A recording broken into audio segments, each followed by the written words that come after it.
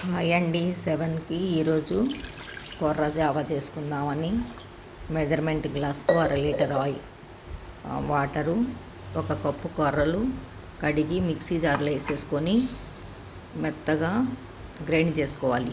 ఇదిగోండి పిండిలాగా గ్రైండ్ చేసుకొని కొన్ని వాటర్ వేసి అందులో ఎసరులో కలిపేసుకోవాలి. ఇది చాలా ఈజీగా అవుతుంది. దీని పోషకాలు అయితే ఇంకా చెప్పడానికి వీల్లేదు, అంత బాగుంటుంది.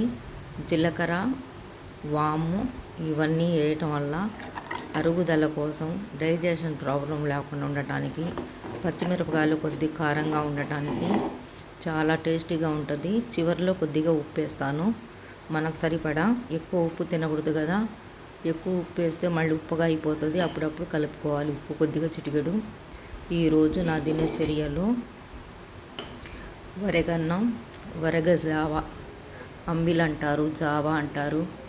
ఇవి ఆరోగ్యానికి ఎంత మంచియో. చిన్నప్పుడు మేము ఇవే తినేవాళ్ళం, ఇలా తినే బ్రతికాము. ఇప్పుడు కొత్త కొత్తవి వచ్చినాయి. ఇప్పుడు పిల్లలు ఇవన్నీ ఏం తినరు.